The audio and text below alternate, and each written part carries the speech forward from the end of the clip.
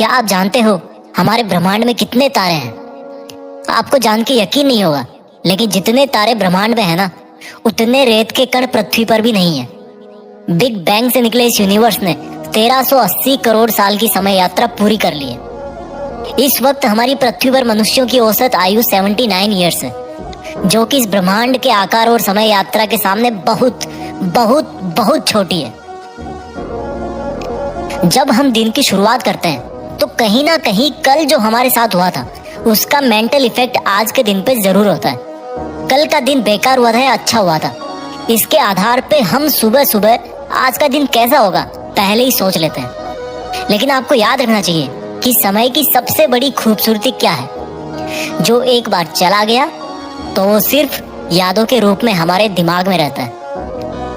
अब आप में से कई लोग बोलेंगे कि हम अपने बीते हुए टाइम की वजह से आज के वक्त में ठीक से काम नहीं कर पा रहे। मेरे नजरिए में बिल्कुल गलत है।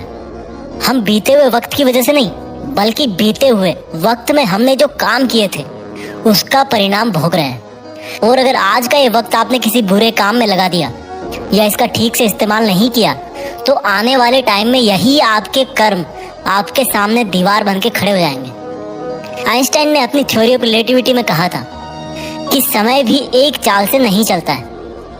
ब्रह्मांड में कुछ ऐसी जगह है जहां पर जाके समय का भी कोई मीनिंग नहीं रहता, उसका भी अस्तित्व खत्म हो जाता है या उसकी चाल भी बदल जाती है। जैसे कि ब्लैक होल, जहां पर जाके हर चीज का अंत हो जाता है। सेम थ्योरी ऑफ रिलेटिविटी हमारी डेली लाइफ में भी अप्लाई होती है। आपने नोटिस किया होगा, जब हम दुखी होते हैं तो समय मानो रुक सा जाता है, और जब हम खुश होते हैं तो समय मानो दौड़ने लगता है, भागने लगता है, वक्त का पता ही नहीं चलता।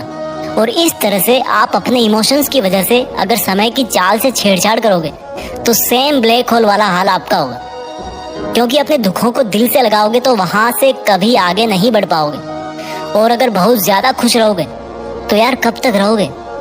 एक दिन उसका भी अंत होगा और फिर से दुख शुरू हो जाएगा। इस चक्कर से बाहर निकलना है।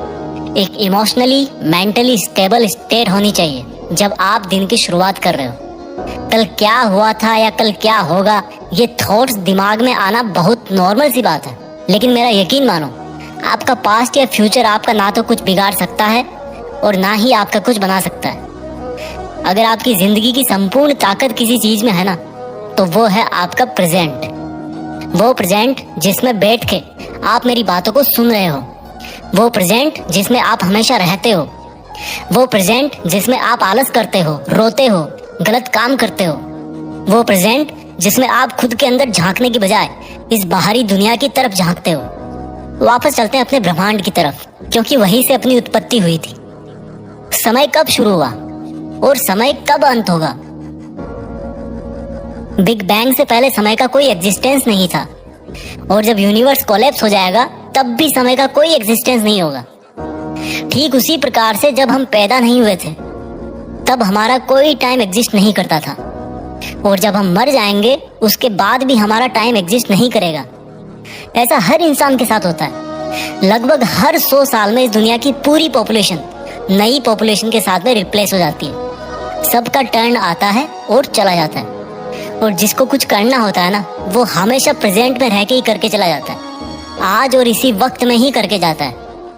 ये लाइफ इल्यूजन है या रियलिटी, इसका तो पता नहीं, लेकिन दोनों ही ऑप्शन में हमारे पास जीने का एक ही समय है, वर्तमान। इसी वर्तमान में ताजमहल बनाया गया था, लाल किला बनाया गया था, महाभारत का युद्ध लड़ा गया था। इंसानियत के हर बड़े से बड़े काम इसी वर्तमान में हुए थे। अगर अपने इतिहास को एक यादगार लम्हे में बदलना चाहते हो ना, तो प्रेजेंट में जीना सीखो। आज के वक्त में सबसे जरूरी चीज यही है कि हम अपने हर तरह के वर्तमान में दिन प्रतिदिन, हफ्ते दर हफ्ते, महीने दर महीने और साल दर साल अपना बेस्ट करने की कोशिश करें। ये जो आज का वक्त मिला है ना आपको, उसमें दुनिया को बदल देने की ताकत है, और आप तो इस दुनिया का एक छोटा सा हिस्सा हो। ये पृथ्वी हमारी गैलेक्सी के सामने और हमारी गैलेक्सी इस यूनिवर्स के सामने एक कण के बराबर है। इसलिए अपने मन पे ज्यादा बोझ न लेना, चीजें ऐसे ही चलती है।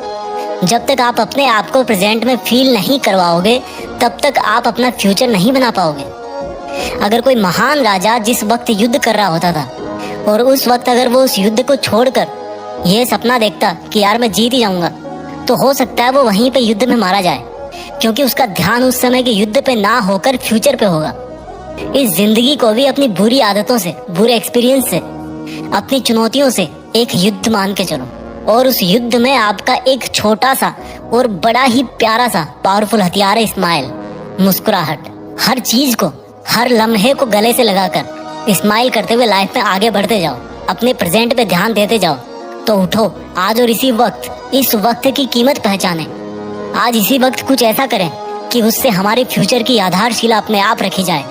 अब पास्ट और फ्यूचर में बाउंस करने की आवश्यकता नहीं है, जरूरत है सिर्फ वर्तमान में मेहनत करने की। जय हिंद, वंदे मातरम।